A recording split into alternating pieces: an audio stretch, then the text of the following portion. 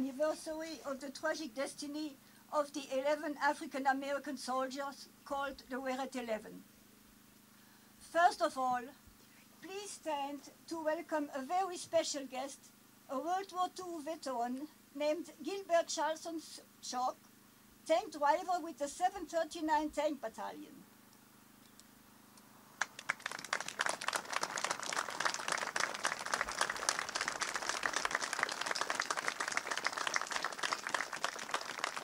Thank you, Peter Plank and his nurse, Susan Foster, for bringing him among us.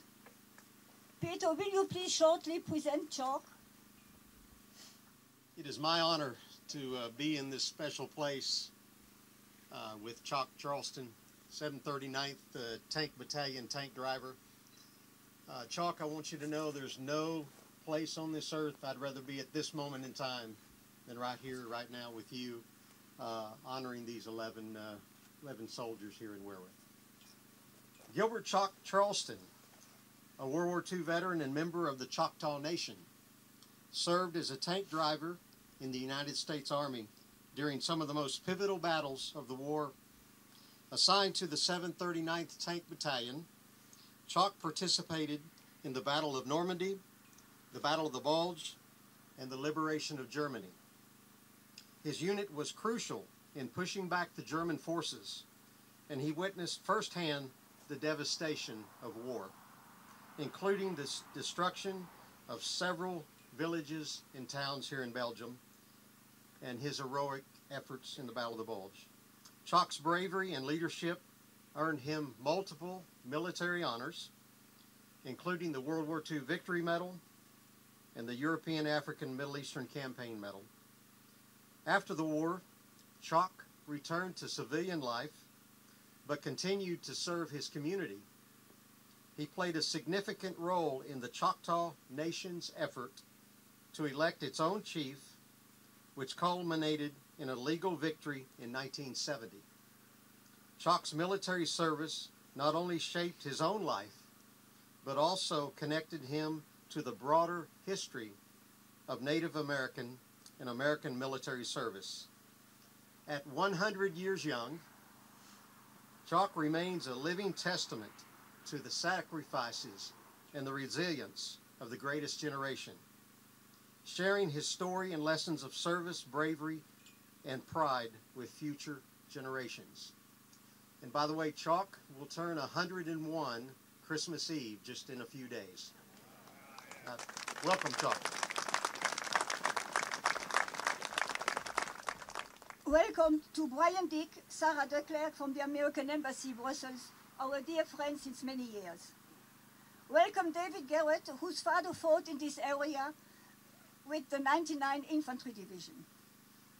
Sehr geehrte Damen und Herren, es ist uns eine Ehre, Sie so zahlreich zum 80. Jahrestag des tragischen Schicksals der 11 Soldaten begrüßen zu dürfen.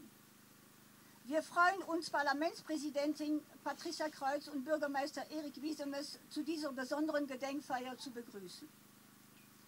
Mesdames et messieurs, c'est un honneur de vous accueillir si nombreux au 80e anniversaire du destin tragique de ces 11 soldats. Bienvenue au lieutenant-colonel, breveté d'état-major Vincent Jacques Houssin, commandant militaire de la province de Liège. Hermann Langer could never forget these 11 soldiers hosted by his parents before being killed by the Nazis. This is why he erected this monument in 1994. Like many others, they came in Europe to fight for a liberty they didn't even have at home. Let us bring them to life in just calling their names. Staff Sergeant Thomas Forte, Technical 4 James R. Stewart, Technical 4 William A. Pritchett, Corporal Major Bradley, Technical 5 Robert L. Green, Private First Class George Davis, Private First Class Jim Leatherwood, Private First Class George Motten, Private First Class Hugh Turner, Private First Curtis Adams, Private Nathaniel Moss. Wir übergeben nun das Wort an Herrn Erik Wiesemes, Bürgermeister von Amen. Sehr geehrte Damen und Herren, Als Bürgermeister der Gemeinde Amel darf ich Sie alle recht herzlich begrüßen. Hinter jedem Namen dieser 11 jungen Menschen, Wereth 11, stecken schlimme Einzel- und Familientragödien, die sich vor genau 80 Jahren hier ereigneten. Die Erinnerung an grausame Kriegsereignisse bzw. Kriegsverbrechen wie Wereth 11 und die Vermittlung ihrer Lehren an zukünftige Generationen sind entscheidend, um die Wiederholung von Konflikten zu verhindern. Gedenkveranstaltungen kommen also eine wichtige Bedeutung zu, vor allem da immer weniger Zeitzeugen ihre Erinnerungen, ihre Botschaften an die nachfolgenden Generationen persönlich vermitteln können. In Zukunft muss daher insbesondere die Jugend stärker in das Thema eingebunden werden, damit die wichtigen Botschaften, die von Wereth ausgehen, überhaupt noch ankommen und weiter vermittelt werden. Denn die Erinnerung an Wereth 11 soll uns mahnen, Verantwortung zu übernehmen für eine demokratische, freie und friedlich tolerante Gesellschaft in Gegenwart und Zukunft. Auch gibt uns dieser Gedenktag hier und heute in Wereth die Gelegenheit, innezuhalten, sich wieder einmal die Folgen von Krieg und Gewalt zu vergegenwärtigen, die eigene Haltung zu überdenken und andere Wege der Konfliktlösung zu suchen. Das sind wir den Wereth 11 schuldig. In Erinnerung an dieses Kriegsverbrechen im Zuge der Ardennenoffensive am 17. Dezember 1944 legen wir nun gleich diesen Kranz nieder. Ich danke für eure Aufmerksamkeit.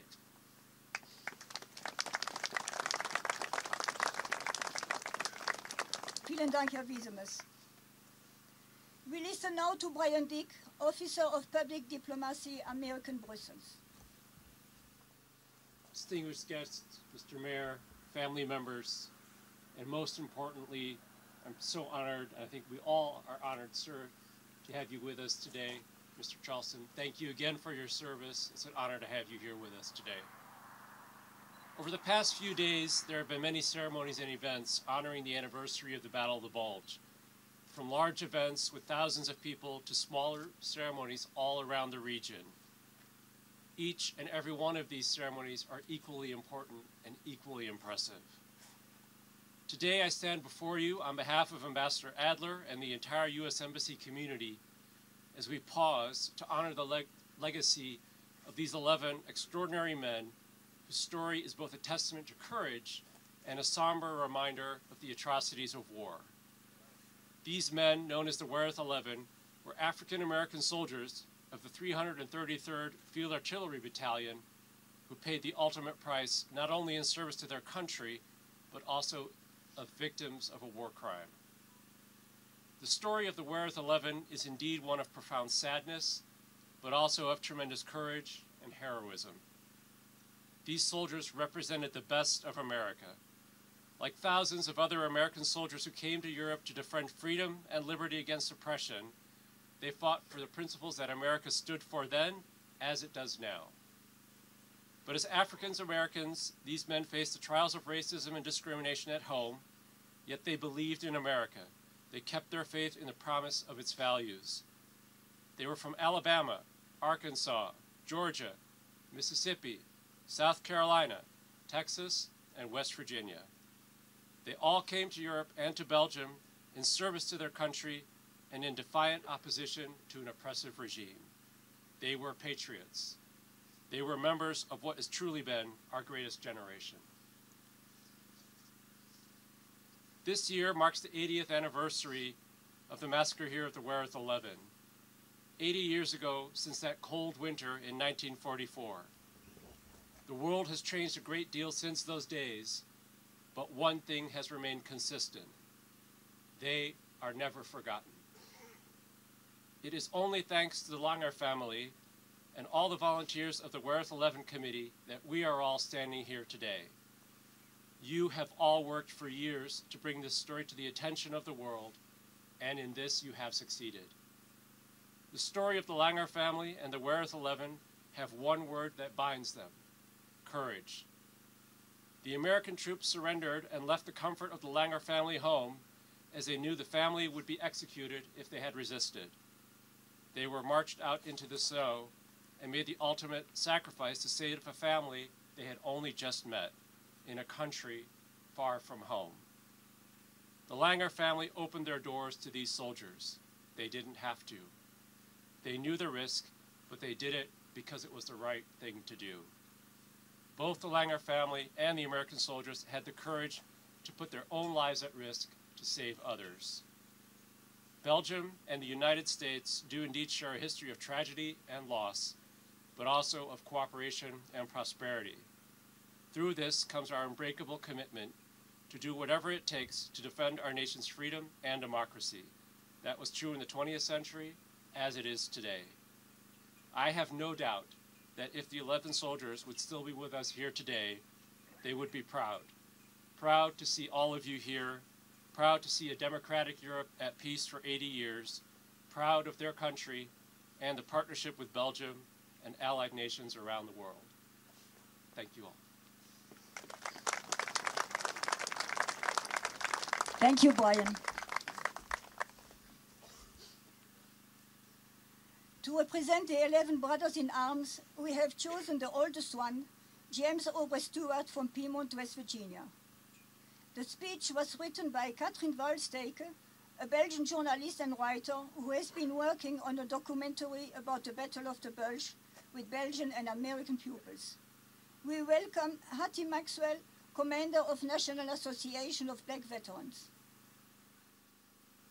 Give an honor to the Mayor, Mr. Chalk, distinguished guests and friends, and all veterans everywhere. Allow me to tell you about Sergeant James Aubrey Stewart, a native of Piedmont, West Virginia, the youngest of 6 children at the age of 36, exactly 1 year after the Japanese attack on Pearl Harbor. He volunteered for the U.S. Army. Stewart trained at Camp Gruber and Fort Sill in Oklahoma and was sent overseas in January 1944. He was a member of Battery C of the 333rd Field Artillery Battalion. The battalion came ashore at Utah Beach on the 29th of June 1944. It saw action in Normandy and Brittany, where it participated in the siege of Brest. By October of 1944, it was located in Schoenberg, Belgium, near St. Vith, where it was serving in support of the 106th Infantry Division. These are some of the bare facts about Stewart, but they don't really tell us his story, do they? Actually, Sergeant Aubrey Stewart was an exceptional man in more ways than one. He volunteered for the war, while most of the boys with whom he spent the last year of his life were conscripts.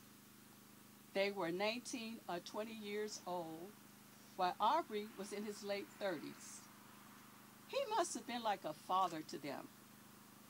But why did he volunteer to join a segregated military in which many white officers didn't believe black men belonged? Standing here today, 80 years after the lives of 11 African American soldiers were lost in such a horrific way, we don't have any answers. Stewart was a renowned left-handed pitcher for his hometown baseball team. He had a steady job in the paper mill where his father had worked for over 45 years. He came from a loving family. The warmth his parents and siblings felt for him shined through in the letters they sent each other. Why would any man leave all that behind? to go and fight at the other shore of the ocean. Why would he do that? For a cause that wasn't really his, or was it? We will never know. Research has shown that some African Americans volunteered because they wanted to prove the American society that treated them as second-class citizens utterly wrong. They wanted to show their worth, their valor, hoping that one victory abroad would lead to another one at home. Double V, civil rights for African Americans. Is it this that was on Aubrey Stewart's mind? Was his choice a political one? Or was he eager for some adventure? As well, because he was still unmarried, had no family responsibilities, no wife or children to worry about. 80 years on, we don't know and never will. What we do know and should remember is the heinous crime that was committed against him and the 10 others who fought so bravely and had managed to survive almost half a year in the battles of Europe. They manned their 155 mm howitzers with great professionalism. Their country should be proud of them. We should remember the crime because similar crimes are committed to this day. The cruelty of mankind did not die with Adolf Hitler and his Nazi regime. Aubrey Stewart left us a couple of letters, but his watch and fountain pens, items that his relatives at home wanted back so desperately, were never found. Were they tossed aside carelessly? Did they end up in the pockets of some eager German soldier? It's another unsolved mystery. There must have been so many questions in the minds and hearts of his relatives in Piedmont, West Virginia. They didn't find out what happened to their beloved son and brother for many decades. He was missing in action for a while and then declared deceased. What happened in the small house of the Longue family remained unknown to them. Though Army researchers confirmed the men had been massacred and mutilated, officials did not recommend the incident for follow-up. Meanwhile, the massacre of 84 white troops near Malmedy on the same day was actively pursued, and the Germans responsible prosecuted for war crimes. So many things are swept under the carpet. His great-nephew Harry Stewart Jr. said, in his opinion, the military didn't care about the fate of 11 black soldiers left in the mud and snow. It wasn't relevant to the government at the time, he said, or to the individuals that were able to make decisions. Aubrey Stewart's family didn't learn of his fate until 1996, when a television reporter working on a story about the massacre came to Piedmont and talked to one of his relatives. Aubrey Stewart's last sign of life date back to the beginning of December 1944. In a letter to his father, he talked about the weather being cold and the mail being slow. He also said that he saw a good USO show the other day, featuring Marlene Dietrich, and it was very good. He wrote that he had sent the family a box, which they probably wouldn't get in time for Christmas. Better late than never, he reckoned. Stewart imagined his family preparing for Christmas and regretted not being able to spend that moment of peace and warmth with them. How could anyone imagine that these would be his last loving words? We might not know what kind of man Aubrey Stewart really was, but maybe his favorite poem is something to go by. It's a poem by Edgar Albert Guest called It Couldn't Be Done, and it starts like this.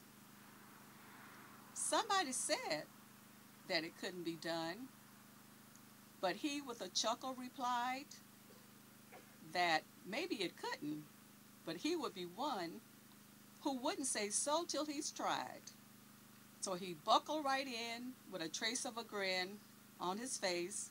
If he were it, he hit it. He started to sing as he tackled the thing that couldn't be done, and he did it. Indeed, Aubrey Stewart did it. He was one of millions of men who fought so bravely for our freedom. We owe it to him to continue the struggle, a struggle for a better and more just world in which no man, woman, or child is ever to be considered a second class. Thank you. Thank you, Etty.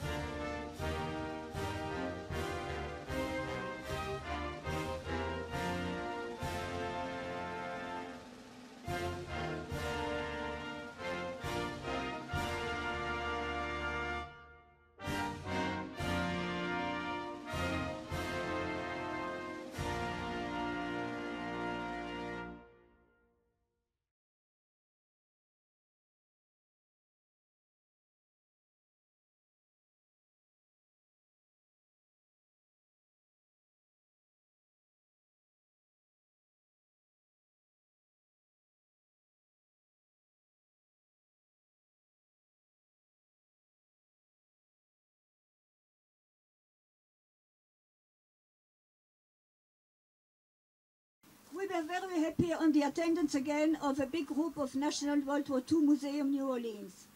Thank you, Darcy Williams, Sarah Kirksey, and our friend Roland Gaulle for your faithful presence. And it is his last tour before traveling around the world with his lovely wife Sylvia. Thank you, Roland, for all you did during many, many years, organizing tours with veterans, families, friends, serving as a guide in museum, and constantly looking after the well-being of your guests. Thank you also for including Hermann Langer's monument in your tours. These visits were always very emotional and in one way helped to secure the future of the Wereth history. Thank you.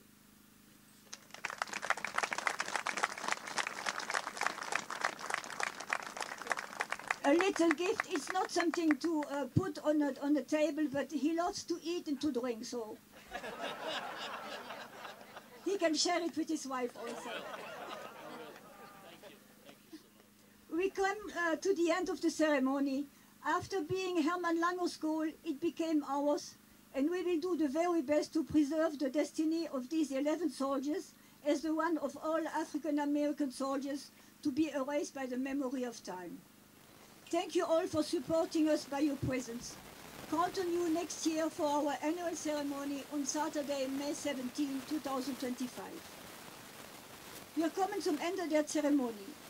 Nachdem es Hermann Langers Ziel war, wurde es zu unserem, und wir werden unser Bestes tun, um das Schicksal der Wereth 11, all das aller Afroamerikaner Soldaten zu bewahren. Danke an allen, die unser Ziel durch ihre Anwesenheit unterstützen. Wir erwarten Sie nächstes Jahr zu unserer jährlichen Gedenkfeier am Samstag, den 17. Mai 2025. Nous arrivons au terme de la cérémonie. Après avoir été l'objectif d'Hermann Langer, il est devenu le nôtre, et nous ferons de notre mieux pour préserver le destin des 11 de Wereth, comme celui de tous les soldats afro-américains. Merci à tous de nous soutenir par votre présence.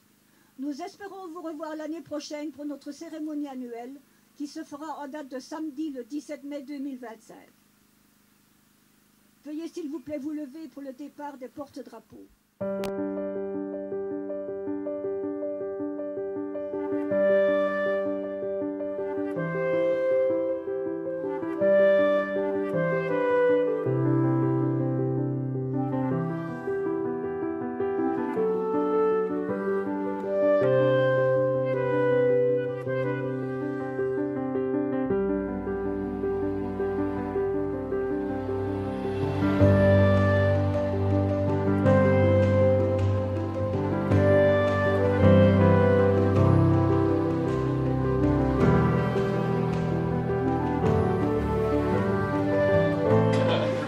Gentlemen, liebe Frau Parlamentspräsidentin, first of all, we are very pleased to have an American veteran among us. Welcome, Gilbert Jock Charleston.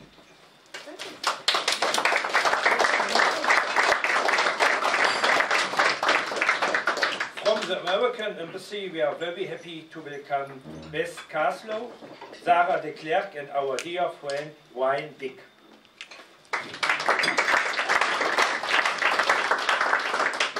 Dear guests and friends, as Mayor of Amel, I welcome you all. Today, after 80 years, we still remember the 11 African-American soldiers killed in Wereth in the winter of '44. The village of Wereth is a symbol of horrors of World War II, which we must bear in mind for the younger generation. If the soldiers killed in Wereth could still talk, they would not only talk about these horrors. They would tell us above all about the most precious asset we have, peace. We remember the soldiers murdered here because we must never forget. In the name of the municipality of Amel, we want to thank the American Embassy for the precious support given to all events in Wereth.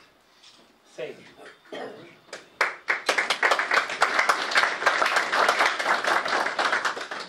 I would like to conclude with a few sentences from the letter of the US President Barack Obama to the municipality of Amel in May 2015, a content that has lost nothing of its relevance today.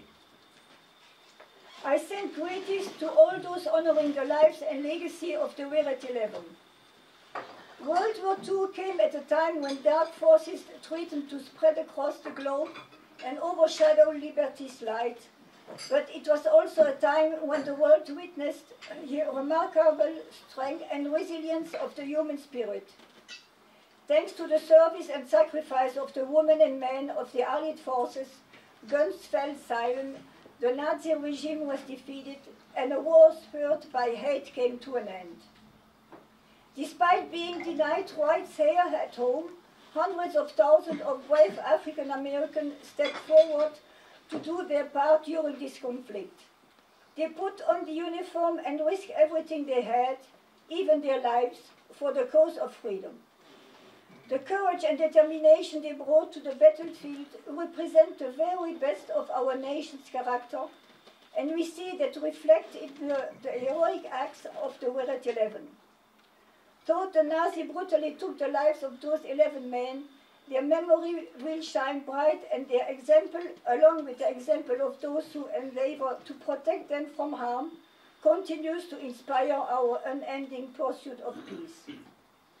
On behalf of all Americans, I thank the people of Belgium for paying tribute to the sacrifices made by these brave soldiers and by the thousands of their comrades from the United States, of all races and creeds, who gave their lives so that Europe and the world could live free.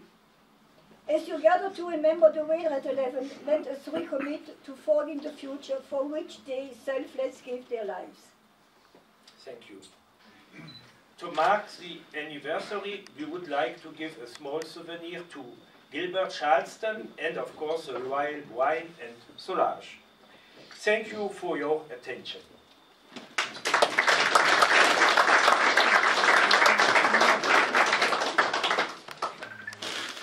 In my Indian language, thank you is Yakoke.